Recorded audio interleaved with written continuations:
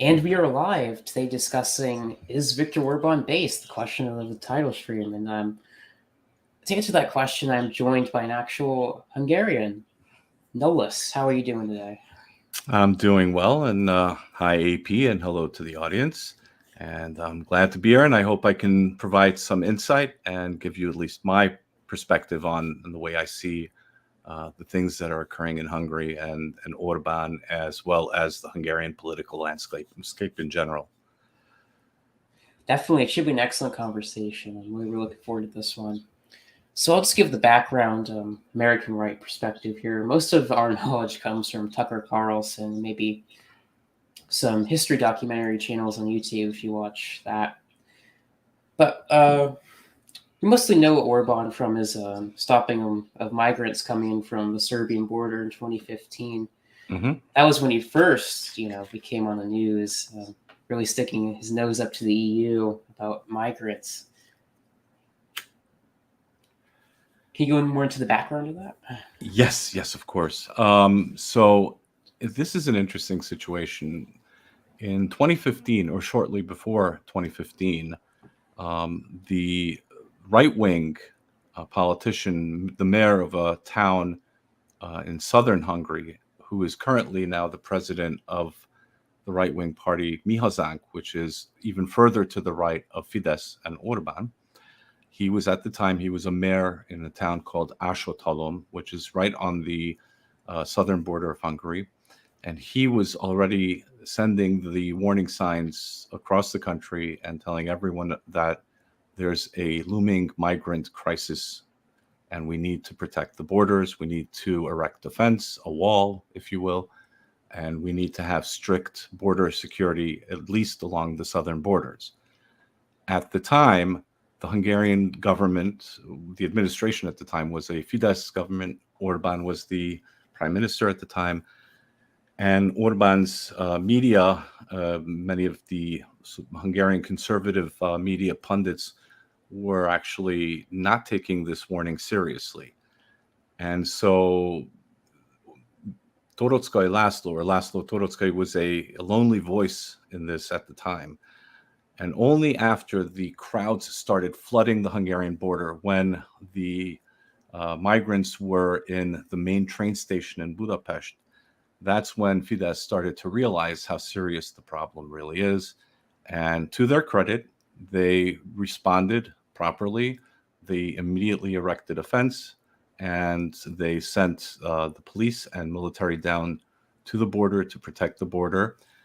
And this is when they ran into serious problems with Brussels and the bureaucrats in the European Union, who were promoting, of course, open borders, and who were in Germany, among others, the refugees welcome nonsense that was coming.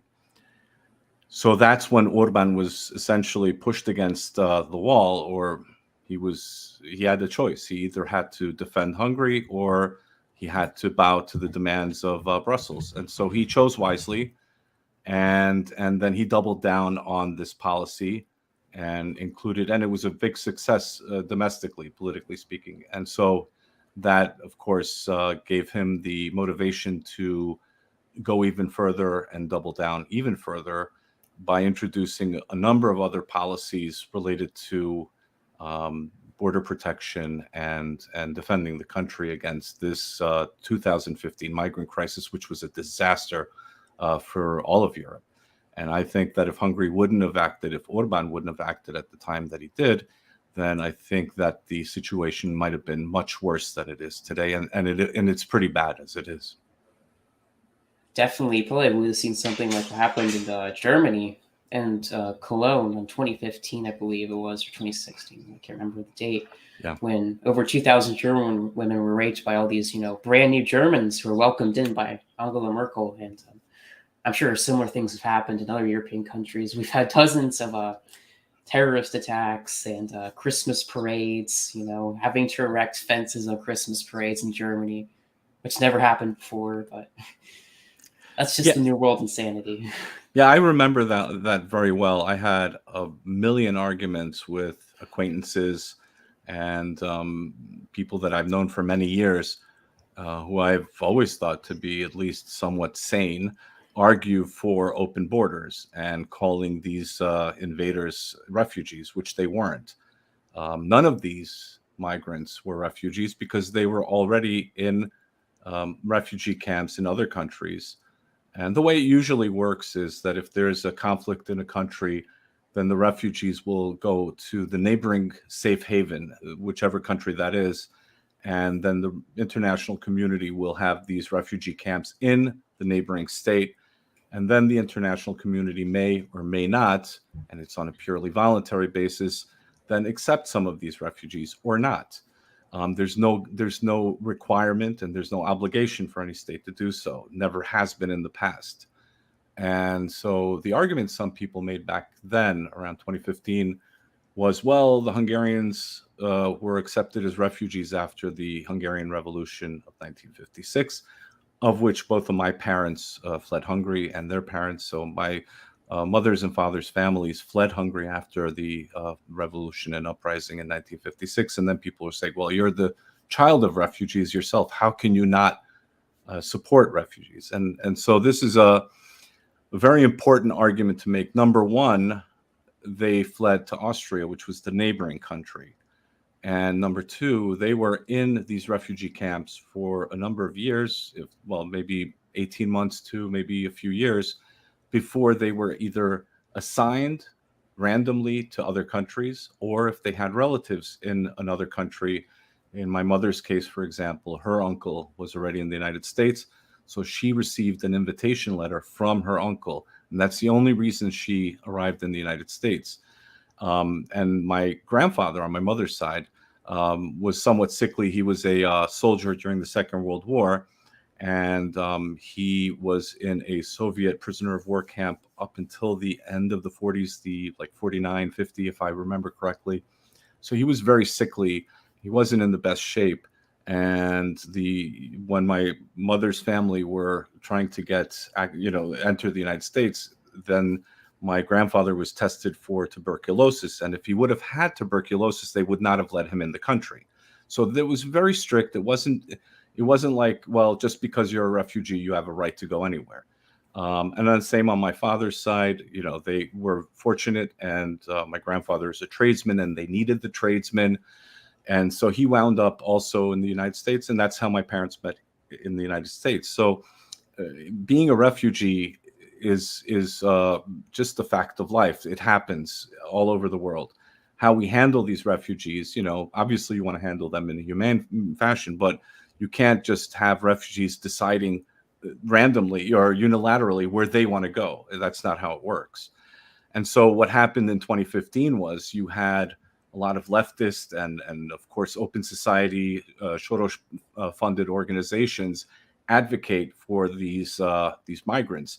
And so what I found very interesting in 2015 was that the vast majority of these invaders weren't really refugees. They were from Pakistan, and many were from Sri Lanka, of all places, which I found very interesting. How would somebody get from Sri Lanka all the way to the borders of Europe, presumably without any money, is beyond my comprehension. But that's what you found there. And so, the arguments were very emotional on the open border side, very childish arguments, no rational arguments, and of course, when you try to explain this to people, they would immediately try to label you. So there was no real discourse. And I believe that this is when a lot of these attitudes started to change on both sides, where people said, well, you know what, we have nothing else to say to each other. We're going to have to represent something a lot deeper than just what the immediate threat is. And I think that's where Orban himself, and this is how I want to circle back to Orban,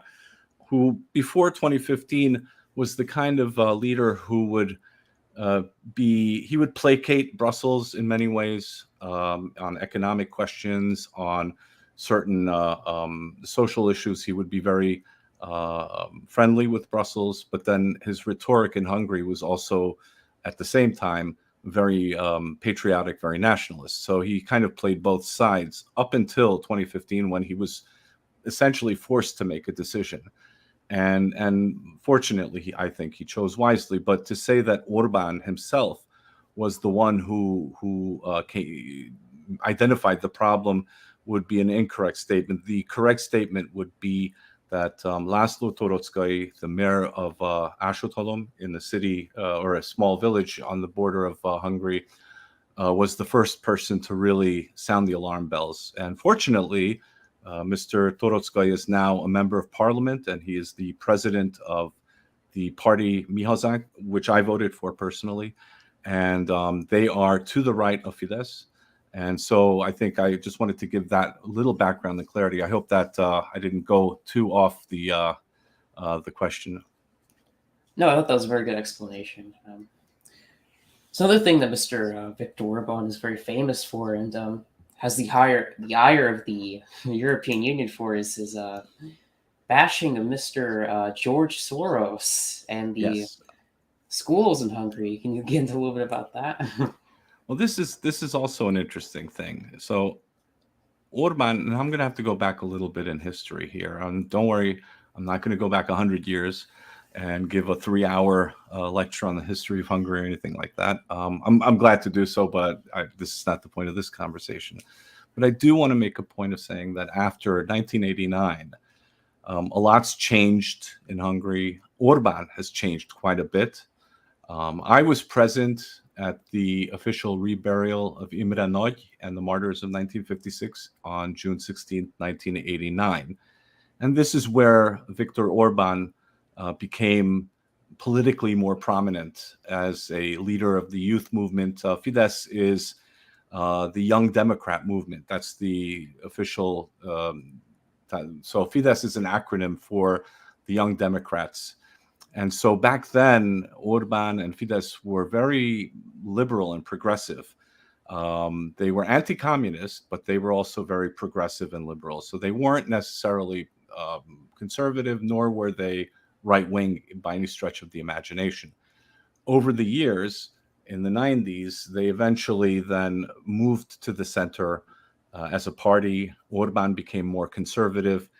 And I'm not going to question his personal convictions. Maybe he has genuinely felt that there was a need to go and become more conservative. I know that there were members, the more liberal members of Fidesz from back in the day. They splintered off. They formed their own liberal parties, or they joined left progressive parties. So Orban, over time, moved, and Fidesz moved to the center, and I would say to the center-right. You could say that they would be the equivalent of any Western European or American conservative movement. They would not call themselves nationalists, but they like to play with that theme quite a bit. I would say they would be more the, I'm going to use this very carefully, but the bourgeois, you could say, the well-educated urban patriots, and who also appealed and had this romantic idea of the countryside, which is fine.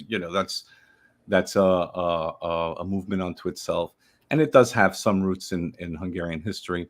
Suffice it to say, in order for Orban to move to the right, he had to also incorporate other center-right and right-wing parties, that he did. And he's very famous for these so-called salami tactics. I'm not sure if you're familiar with that term, but it's essentially like slicing a salami, and you're incorporating other parties into this larger movement. So over time, Fidesz became this umbrella movement that had Christian Democrats. Although the Christian Democrats are nominally a separate party, they're still a part of this Fidesz umbrella.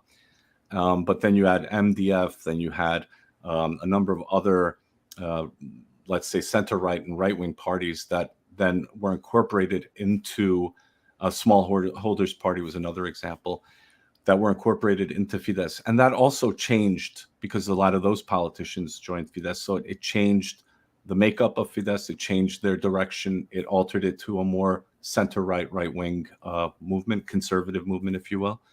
So that was the progression. Now, as far as the Soros thing is concerned, it's a little ironic, and we have to make just pause for a moment and say that not only were there leading members of the current Fidesz, leading members who, and Orban himself also received scholarships from Soros back in the day. I'm talking, late 80s, early 90s, to go to the United Kingdom for about 6 months to 2 years or whatever to get a graduate degree or do postgraduate work or what have you. So in a way, Fidesz benefited from Soros. Now, how that ultimately changed as Fidesz was moving to the right, naturally that went against the entire open society platform that Soros represents. And so they came to loggerheads. But I couldn't tell you exactly when that moment happened or how that moment happened. But I do know that as it stands today, they are definitely polar opposites in terms of the message that they're representing. Definitely. You can see this as well when Victor Orban banned that university that was teaching woke stuff, I believe, back in 2015 or 2016, the Soros-funded university. Right. They called it the Stop Soros Act. Yeah, that's the Central European University. Now, the story behind that is also interesting. They didn't really ban the school. If you would have asked me, I would have banned the school. But I mean, that's just me because I'm somewhat more to the right than Orban. So, but suffice it to say, the point was that the Hungarian government said that if a university or an academic institution doesn't have a corresponding institution in their home country, then they will not get the privilege to I think it is to issue degrees in Hungary. So in other words, since the Central European University essentially only had a PO box in the United States, I mean, apparently they have some address, but they're not tied or connected directly to any academic institution in the United States. But it gives out bachelor's degrees in Hungarian. It used to give out American bachelor's degrees and Hungarian diplomas. And Hungary said, well, since you don't have a corresponding institution in the United States, then we're not going to allow you to issue Hungarian diplomas. And so this became, of course, propagandized, and a big argument ensued. And of course, the Soros-funded media pundits were immediately attacking Hungary. But oddly enough, there are a number of other American academic institutions that continue to operate in Hungary. But those institutions all have a corresponding university or institution in the United States. So yes, it was targeted, you could say. Some would argue that it was targeted at the Central European University. But at the same time, Central European University was also targeting Hungary because they had no corresponding institution in their home country. So that was kind of the background to it. And I think ultimately what happened was, I think they still have, the institution still exists in Hungary, but they're not issuing Hungarian diplomas. And I think they opened a campus in Vienna, if I'm not mistaken, and that's where they're then issuing European diplomas or something of that nature. So but it was, from a PR point of view, I think it was a really good move. I think that it kind of brought up the issue of what the Central European University was doing in Hungary. And of course, the argument of academics that support Central European University would always say, well, they're providing quality that the Hungarian academic institutions can't provide, which is a load of nonsense. It was all a bunch of manipulation, a lot of social engineering and brainwashing, like they do here in America, in academia, sadly, today.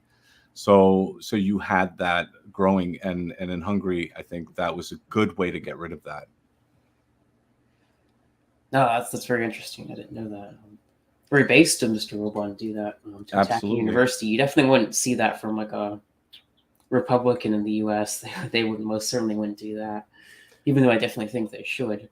Another thing that Mr. Orban is famous for, somewhat more recently, is his friendly relations with Tucker Carlson, who is the most right-wing host on American cable television by far. And his bringing over the image of the Hungarian right to the U.S. As kind of an inspiration for some of their policies. Well, that's an interesting thing. We have to take a step back, because so there's a famous American GOP political strategist, the Finkelstein brothers. I'm not sure if you're familiar with them, but they're very well known in certain circles to have worked with the GOP and strategized on various campaigns for Republican nominees and candidates.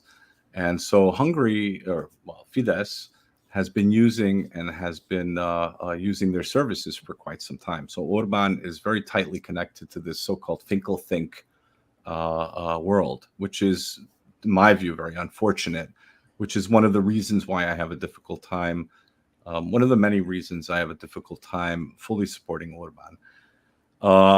And so what I've noticed recently is, and this is a very difficult question, because right now what I've noticed is that Fidesz and Orban have embraced the GOP, and it looks like the GOP, or at least elements, let's call it the Tucker camp of the GOP.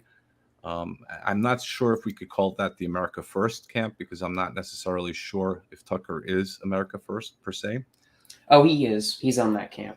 So even, even that being said, I'm getting the impression that there's a lot of interaction between Fidesz, Orban, Tucker, Steve Bannon, and that wing of the GOP that has been more openly and explicitly America First. At least we could say that.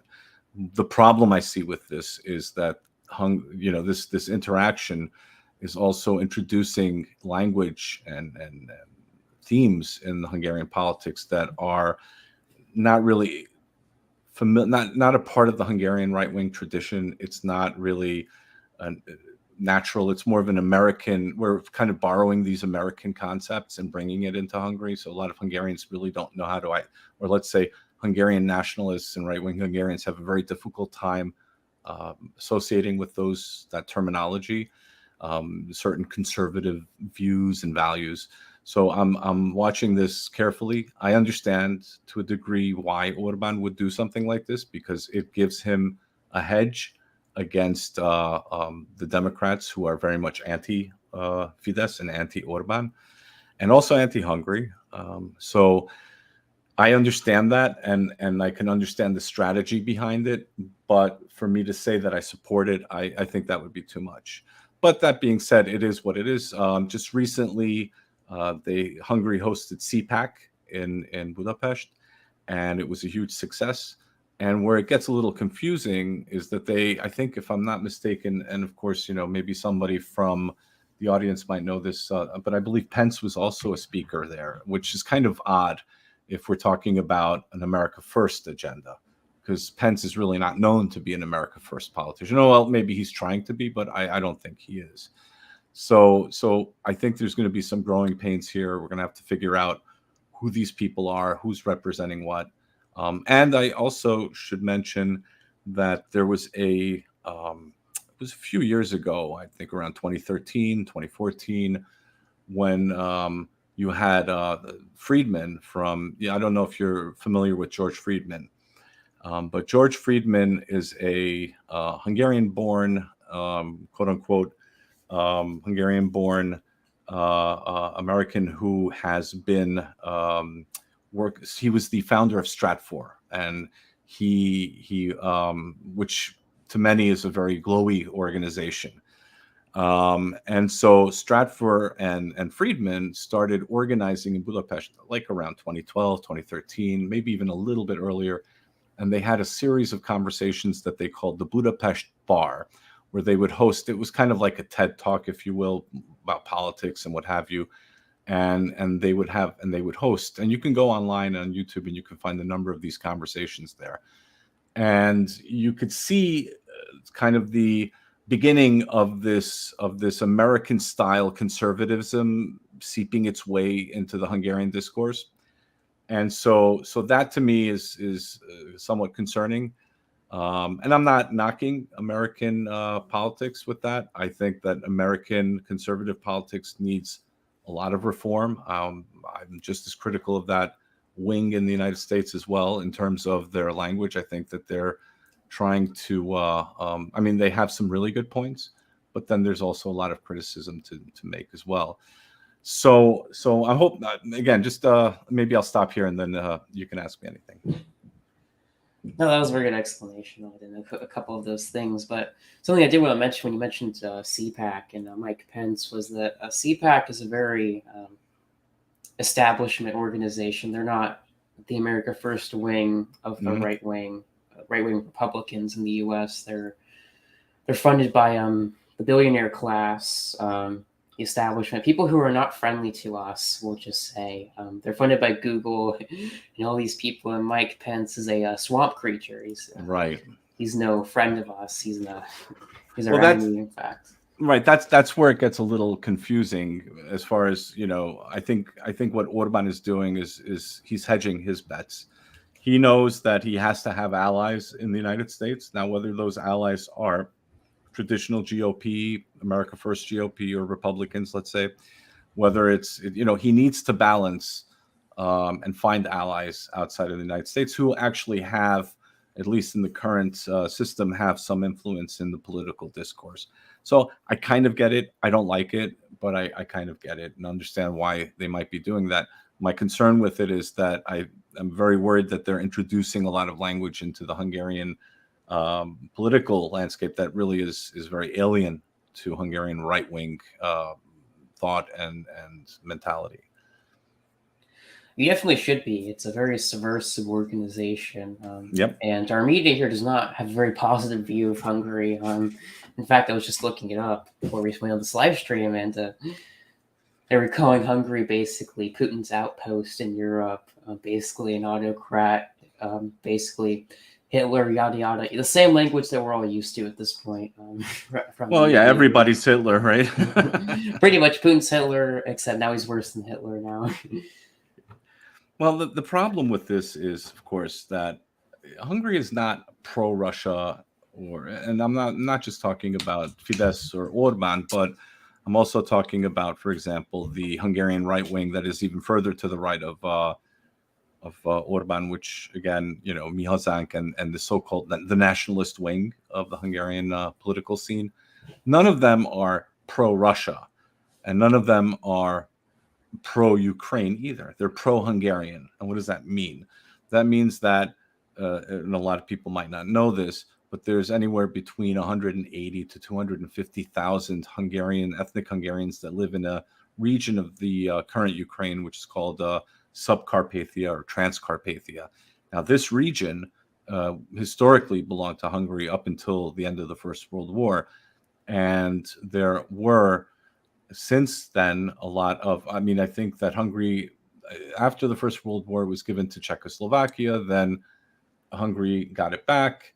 And then after the Second World War, it became a part of the Soviet Union. And then Khrushchev, basically, it was an independent oblast for a long time after the Second World War. And then I think Khrushchev basically connected it, or gave it, if you will, to the Ukraine at the time within the Soviet Union. And that's how it really became a part of the Ukraine. Now, I know that there are a number of Ukrainian nationalists who have a different point of view on this, but I will speak from the Hungarian point of view on this one. And so from our perspective, our goal is to make sure that the Hungarian ethnic minorities in this part of the Ukraine are not being attacked. And sadly, even before 2014 and Maidan, the Hungarians were not really treated the best. But after 2014 and after Maidan, Poroshenko introduced a lot of very anti-Hungarian policies, banning language use. They were tacitly supporting a lot of these groups that were very anti-Hungarian. There were attacks against Hungarian citizens in the Ukraine. So not Hungarian citizens, but Hungarians living in Ukraine, ethnic Hungarians. There was even a firebomb attack against one of the ethnic Hungarian cultural centers in Ukraine, in that part of Ukraine. So there was a lot of discrimination, a lot of problems, and Kiev never really addressed it properly. And so Hungary had to take a very nuanced position with regard to what's going on in Russia. Add to that, of course, the dependency on gas and oil, Hungary is a very, Orban, if you can say anything about him, he's definitely a pragmatist, and he's a very astute politician. He's aware of his surroundings. He has a very good sense of the political realities and the economic realities, I would say. And so I think that he was keenly aware of the fact that any kind of if Hungary were to sanction Russia anyway, that would only hurt Hungary, and the Hungarians would have to pay the price for this. And so he's been very smart about the approach. But getting back to the point is that any Hungarian on the right wing, any nationalist Hungarian, will take a nuanced approach to this question. And the reason a lot of them might be, and of course, not to mention, this particular regime in Ukraine's attitudes have not helped much, because they've been attacking the Hungarians, even though Hungary is admitted somewhere upwards of 700,000 Ukrainian refugees. They've delivered tons of medical and humanitarian aid to the Ukraine. They continue to supply gas to the Ukraine, which is very ironic, gas that they get from Russia from another source. So, and then of course they've also Ukrainian soldiers were in Hungary getting medical aid. And in spite of all of this, Kiev, for some very foolish reason, is continuously attacking Hungary, because they're not doing exactly what they want. And this, of course, is not helping, and that's putting the Hungarians in a position where they're going to have to defend their position even further, and they're going to be more entrenched. And this has nothing to do with Putin being pro-Russian, or Putin's puppet is nonsense, and so, but the right wing, I think, has justifiably the right approach to this, in my opinion. No, I agree. It's a very pragmatic. He seems very rational, unlike most European leaders who are just going to sacrifice their populations literally for virtue signaling points, taking away the gas they need for those factories in Germany, and like food, literally, so that people don't starve. But yeah, it's worth it for those virtue signaling points. Right. But virtue signaling points, they don't put meat on the table, right? So that's where the Germans and a lot of the Western Europeans are going to start paying the price, sadly. And I love the Poles, don't get me wrong. I firmly believe in the Hungarian-Polish brotherhood and the friendship. But in this particular case, I have to sadly say that I believe that our Polish brothers are wrong in their assumptions. I hope that they come to this realization.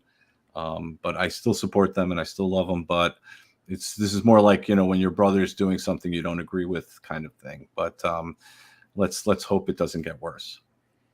Yeah, let's hope, because they're getting way too friendly with the U.S., the regime, the gay, as we like to call it on the right. That always spells very bad things, as we can saw what happened to Germany being under GAE rule for almost 80 years now. It hasn't been very great for their culture, so let's hope that doesn't happen to Poland. Them getting closer. I agree with you fully. Now, Poland, of course, has a vested interest, and there's a lot of reasons why Poland is doing what they're doing. And again, I can understand that. There is a certain element here, and we have to be very clear about it, that Russia, and Putin, they have their own geopolitical agenda. And so their geopolitical agenda is not necessarily our interest either. So we have to balance this carefully. And so an overt support, or let me just put it differently, a reflex support of Russia just because we don't like, what's happening here in the West, is not necessarily the right approach either. I think that a balanced approach has to be taken here, a realistic assessment of it. But objectively speaking, if I were Russia, I would probably react the same way, because of the pressure that the West has been.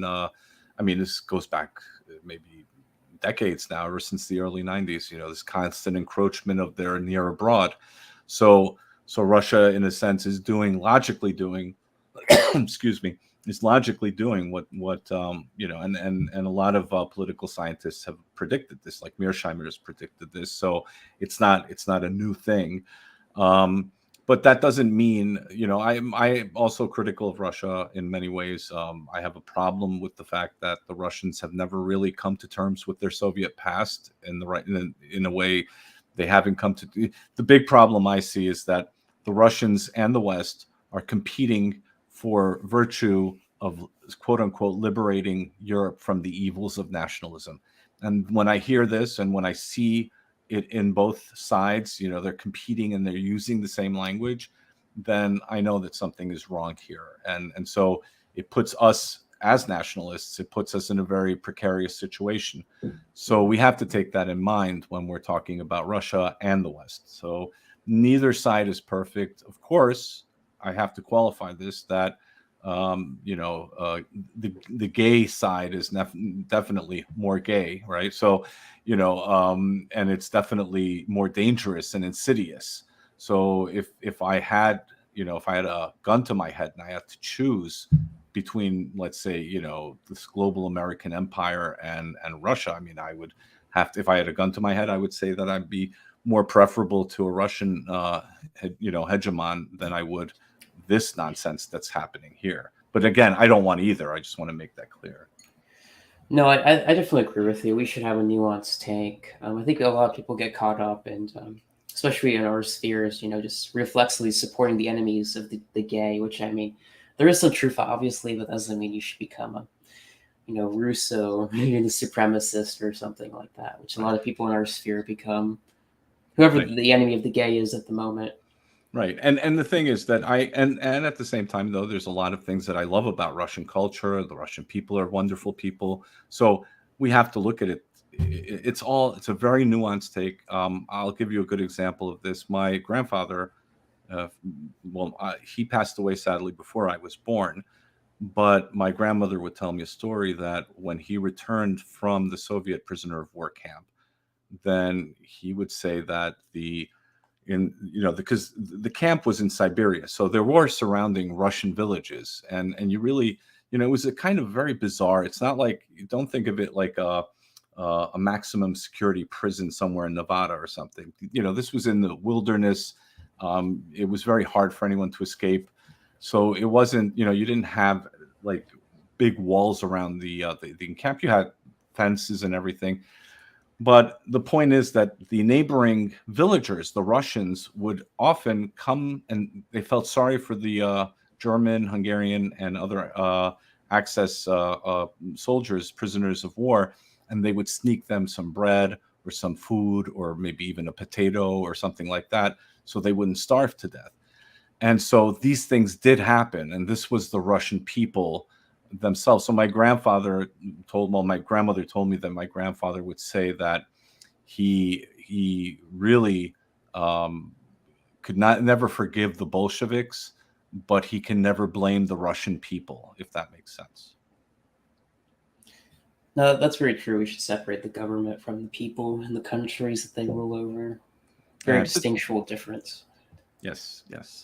And it's an important thing to say, and that applies to a lot of other places. I mean, if you're in Europe, you'll hear Europeans often say, "Oh, the Americans," and then they use this as kind of a blanket statement on all Americans. And so we have to, in our discourse, I think we have to kind of move away from it. We have to look at, and I am very pro-white, I'm very pro-European, and so I always say that what we have to do is we have to look at ourselves as brothers or cousins, or something of that nature, with a shared history, a shared religion, or at least tradition of religion. Sadly, a lot of people don't practice their Christianity, but I think that we have to look at this as a brotherhood of the, I like to call it the sons and daughters of Europa. And I think that when we look at it that way, then it kind of opens it up. And that's why this whole Ukrainian war, or this Russian-Ukrainian war, is so unfortunate.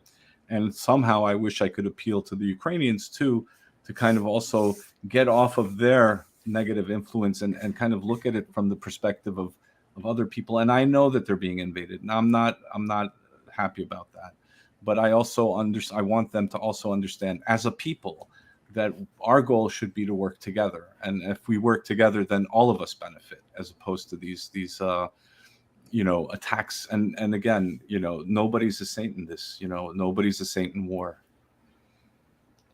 No, that's very true. Innocent people are being killed. We see this going on constantly in the Donbass. Nobody has batted an eye for 4 years, and it's either side. So either side is any person we should admire. to a degree. Another thing I did want to mention about Ukraine before I move on was that during the election that just happened, Zelensky was very vocal about his anti-Orbanism, and Orban never forgot that. So that's why maybe some of his stances come from that as well. Well, it definitely influenced it. I mean, you're going to attack the Hungarians, then the Hungarians are going to look for somebody who can help them and represent them properly. And Orban was the man that stood out.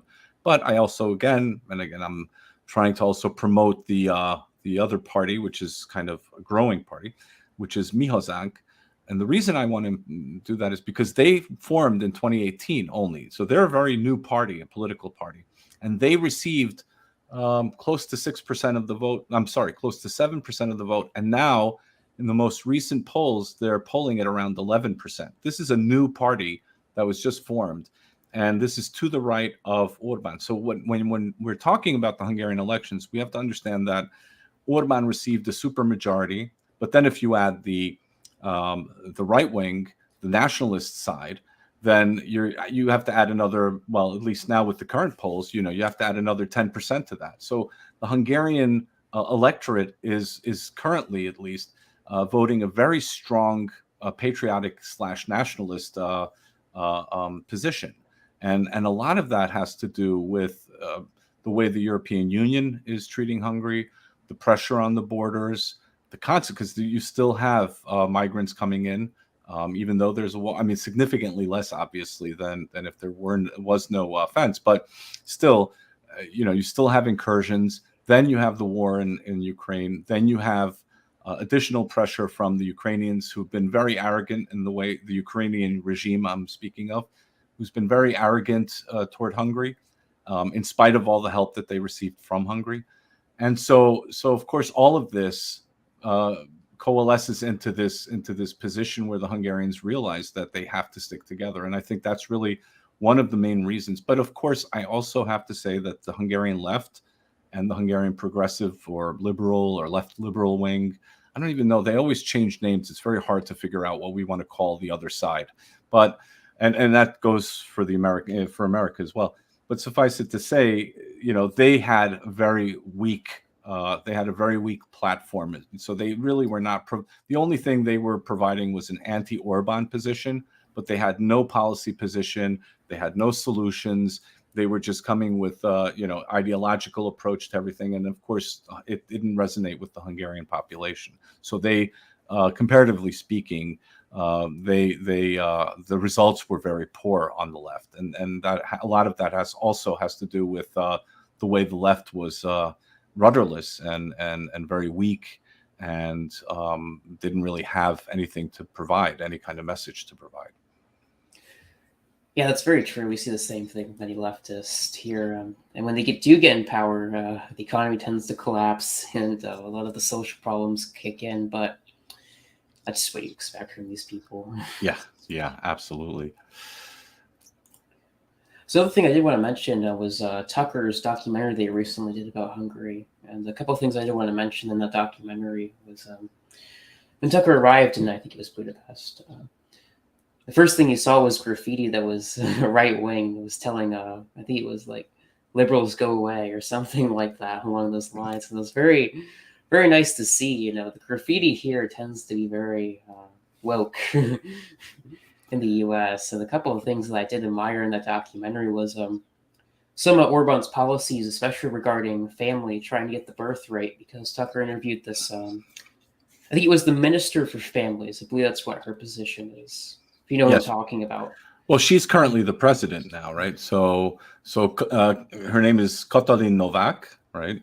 And she was she's the current president of Hungary, recently elected in 2022. And she's also the first woman to hold the presidency. So if that means anything to anyone. And so she was the Minister for Families and for family planning and things like that. And she tried to, she was pretty good at what she was doing, I would say. But above all, the most important really aspect of this, yes, you had a lot of tax incentives for families. So they have what they called a It's a for young families that have that promise to have children, they would receive. I can't give you the dollar equivalent right now. I think it's about maybe 50 grand, give or take, that they would receive in a grant, and then maybe another 50 grand that they would receive in a low interest loan from the government, and to purchase a house for those people who want to have. I think it was 3 or more children. Then they further introduced policies, and these are all great things. They introduced policies of tax incentives. If a mother had more than, I think, 3 or 4 children, then she wouldn't have to pay taxes for the rest of her life. And then additional tax incentives for the families and everything. I want to qualify this again by saying that what Orban and Fidesz does very well is they appropriate the right-wing programs and political programs, and then they introduce it in a somewhat more watered-down version. So what you're seeing is stuff that was introduced by more right nationalist parties in their political platforms, in their programs, and then Fidesz would take it because they want to take the wind out of the sail of the right wing. They want to make sure that they don't get that the right wing, anyone right of Fidesz, doesn't get too strong.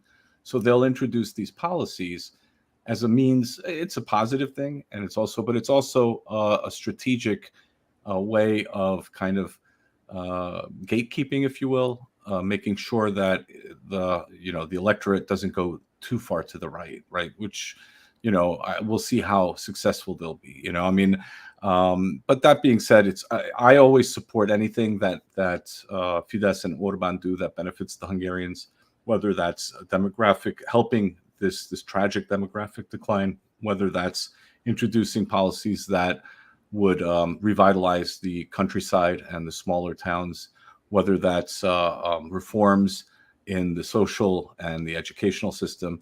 But when we're talking about these things, then we always have to say, at least that's how I look at it. I look at Fidesz and Orban as a step in the right direction, but I do not look at them as a destination. I think that there's a lot more that needs to be done. We need to push it further all the time.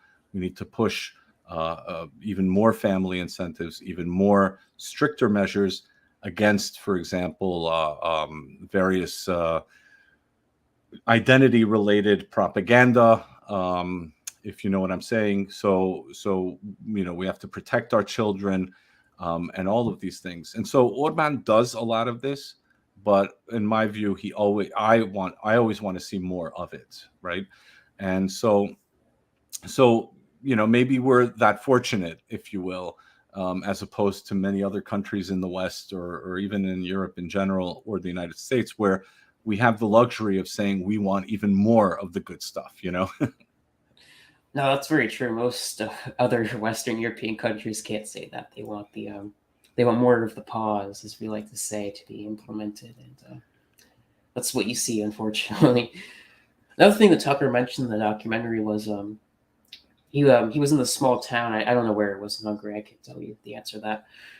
And he was interviewing these families, and they were having 3 or 4 kids. And he interviewed this local car dealership, and he was like, "Yeah, since they introduced these family policies, business is booming, and more families are buying cars." And it was just very wholesome to see how improving the family structure improved the local businesses, supporting the economy, supporting the local area. And it's just something you don't see anymore. It's very rare to actually see something like that. Well, that's the thing where, so if we were to take this under a microscope, so on the surface, the constitutional changes in Hungary, for example, were a good step in the right direction. For example, they said that parents can only be a father and a mother, and it's in the Hungarian constitution. So in other words, if you're not a father and a mother, a woman and a man, you can't be parents, right? So there's no misidentification of it. They can't really make it relative, as like relativize it as they would in the West. That's excellent, right? But then the migrant issue is another one. Excellent, that they're defending the border and everything. But then you hear, and this is a critique against Orban, where in many cases they say, well, we don't have enough workers, and so we have to import laborers from India, for example, to do some of the construction projects that we're working on in Hungary. Now, I'm very much against that, right? We don't want guest laborers in Hungary. We want to provide work to Hungarians who are not working. And so Orban has these very, if you scratch the surface, has these cracks that are up for debate and also for critique. And then if you expose this critique, then they will react to it. Mostly they will try to fix it. But the fact that it's there and that they have these little things where they, in their rhetoric, they'll talk about, providing jobs to Hungarians. And then, the reality of it is then they allow companies that hire guest workers, guest laborers from India to do government contracts. I think that's a bad example. So there are elements, and there's a lot of critique against Orban, but it's one of those things, because when you messaged me first, you asked, is Orban based or is he not based, right? That's really the question here. And my answer is yes and no. He is much more based than, I would say, any other politician or head of state anywhere in Europe or the Western world or the United States, bar none. He's definitely many levels above most, and he's a lot more open and explicit than many other leading politicians in the West or in the United States. But is he really based, or is he doing this out of some pragmatic consideration? That's up for debate. And also, it's not always perfect. So there are going to be areas where we have to question it. And we have to, because if we don't question it and we don't critique it, then it always slips back then into the same old, and we don't want that. So that's why we push. We don't push because we're unhappy. We're pushing because we want to avoid them getting lazy, if that makes sense. Yeah, when they get lazy, it opens the door up for your society to be taken over by the progressives, or whatever you would like to call them. That's what happened in our country. Exactly. We in the 50s we had a very conservative culture. We were above replacement birth rate, very moral society, very nice country, and then they opened the door slowly but surely to subversion. They started to take the grip off these institutions that control society. Mm-hmm. And they got lazy, and so they paid the price, ultimately in our country. So that's something we have to be watching for. Absolutely. I mean, from a structural point of view, I think Orban's done an excellent job as far as the model of what needs to be done. So what he did was, as soon as he and Fidesz rose to power politically, they started taking over a number of institutions, the academic institutions, cultural institutions, media institutions. They systematically made sure that their guys were in key positions in all of these institutions. And this is important. Now, again, whether or not we fully agree with Orban being based or not, whether or not we feel he's enough or we want more, purely from a structural point of view, the methodology of not just getting so if we want to compare Trump to Orban, this is where, again, we can criticize Trump for a number of reasons, but where Trump failed ultimately was that he did not put any of his people and replace the old guard with his people. So, the State Department, for example, under Trump was just as degenerate as it was before, and it still is again, right? So no changes were made there. Why not? Why weren't there any changes made to any of these federal institutions? So yes, you hear that he appointed a lot of judges, but that wasn't enough. You needed a full change of the guard in every key institution, and that's what Orban did. And again, you can argue whether that's for him to maintain power, whether that's a Machiavellian move on his end, whether that was a pragmatic move on his end. But structurally speaking, that is exactly what needs to be done if you want to not just win an election, but actually get control over your country. Because the problem is that this infestation, if you will, it's in every element, every pore of our nation here in the United States, and it's a big problem. No, I very much agree with you. That's the problem with conservatives in the U.S., North America, and Europe is that they win these elections. We win these elections in Western Europe or whatever, Mm-hmm. and yet they never do anything, and the country moves further and further left. And people, they just say, "Well, why is this happening?" Right. It's because they don't take control of the institutions because they don't want to. Most Right. of the time they're controlled opposition. By our enemies. That's what most of these people main job is. It's just to vent out some frustrations, to give you the illusion that you might have the chance to take power. In reality is our enemies still hold the power. Exactly. It's a And more that's mere formality. exactly. And then the days of, well, we kind of disagree on some points, but we generally agree, whether it's Republican or, those days are over. So, and I don't even know if they ever really existed. I think that was just a cope on the Republican side or the right wing of, and again, I'm not a conservative. I'm not a Republican. I have always been very open about the fact that I am a nationalist. I am, whether that's as an American or as a Hungarian, for me, the nation is, is more than just, being a citizen. It's a collection of tradition. It's family. It's a very strong ethnic, and even racial element to it that is important for us to preserve, and it's important for us to defend.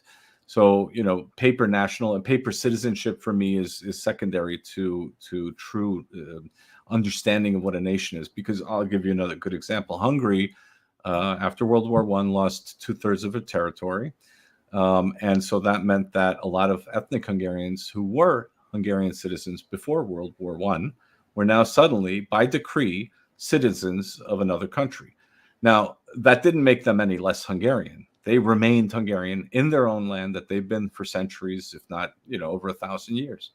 But due to some decree, now they're citizen of another country, but they're still Hungarians, right? And so we have to understand ourselves as such. We have to understand that if we don't have this strong sense of identity of who we are, and I think that if I want to go to Orban, I think that Orban does appeal to this very well in a general term. I think that he touches upon these themes very well. His rhetoric, by the way, is excellent. So his rhetoric is really phenomenal.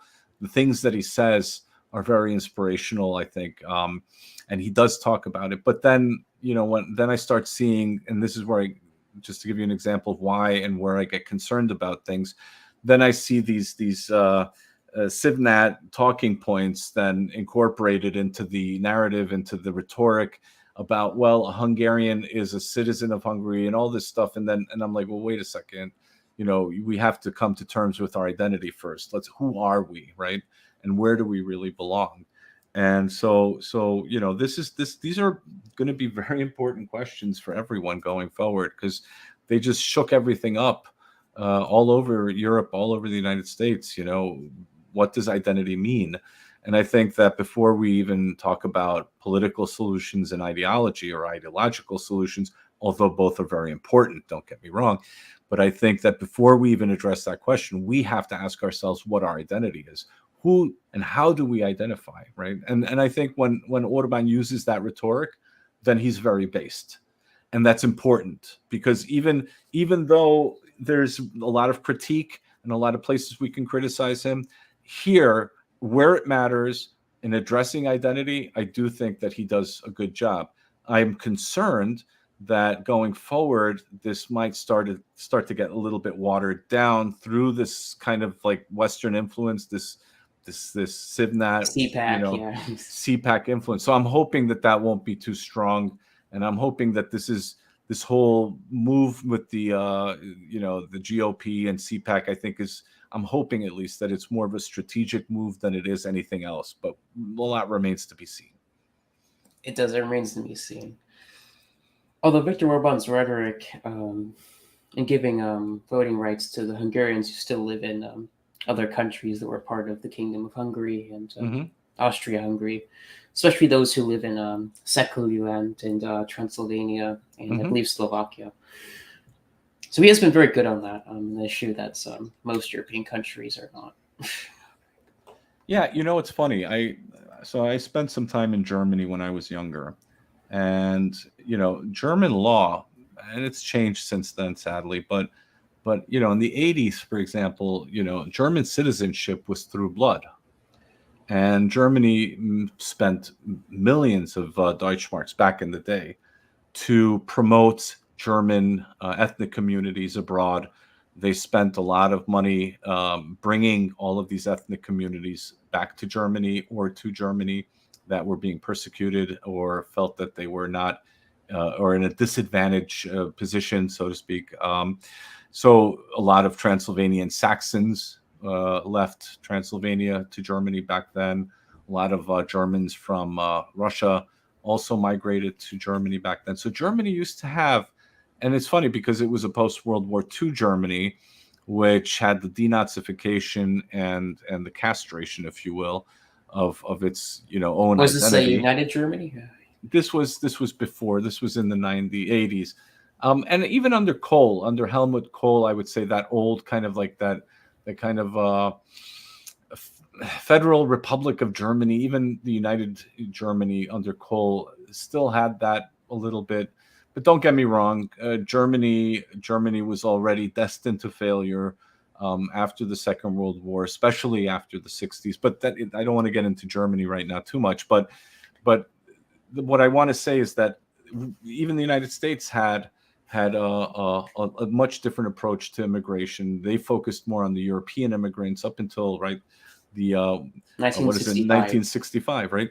So there was an understanding, an implicit understanding of where we belong, who we are, and all these things, right? And Hungary still maintains this to this day, and I think that that's an important example for the rest of us. So Hungary has a very vivid and a very powerful memory when it comes to not just the last 100 years, but the last 1,000 years. And Hungary understands its place in Europe, understands who they are, understands their contributions to Europe over the centuries.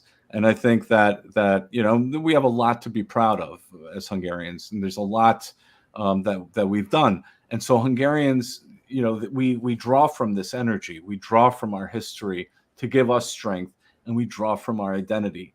And I think that when Orban gave citizenship to the Hungarians living in the Carpathian Basin outside of Hungary, I think that we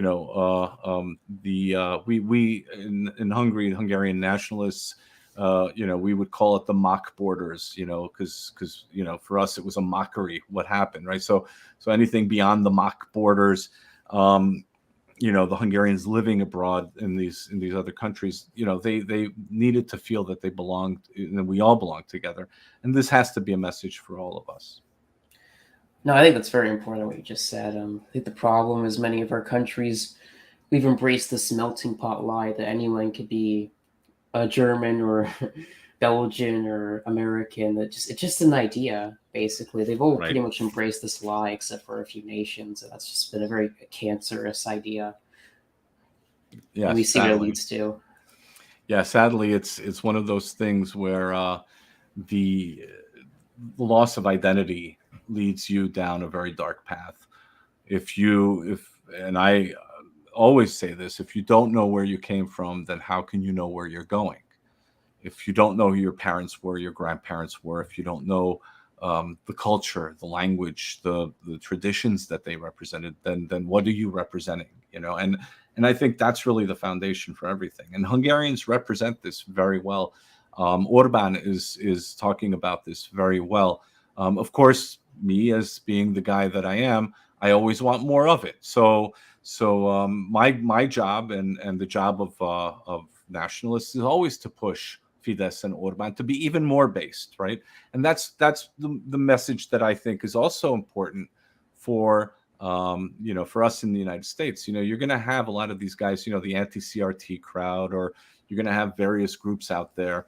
I don't want to say, but let's call it the alt-right group, or the merchant right group. You know who I'm talking about, right? Yes. These guys, they're going to talk about certain points that are appealing to us, but they never take that extra step. And our job is to push them to go further. And if they don't, then move aside, let us take over, kind of thing, So our job is to always credit them for what they've achieved. So I would credit Orban for what he's achieved. But I always want to qualify that by saying, I want more and I need more. And we need to do that because, you see, the other side is very relentless. The other side will never stop. And so the other side is always going to employ any kind of tactic they can to discredit us, and also to kind of dissolve our cultures, our traditions, our identities. So we have to be just as resolute in pushing back on that. And I'm talking about this culturally, whether it's in the arts, whether that's in any kind of political expression. So like, for example, and I'm gonna plug something here if you don't mind, but I do want to plug the White Art Collective for that reason, because you have artists who are pushing back in an artistic manner. They're expressing something in an artistic manner.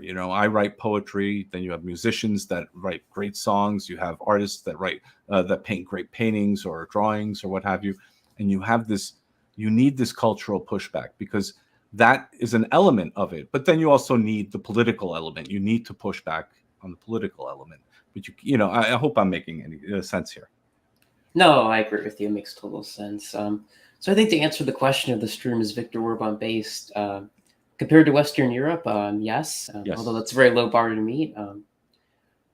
It seems to me that Fidesz is taking a right step in the direction, but they don't want to go the final way. Pretty much is what you're saying. In my view, they are.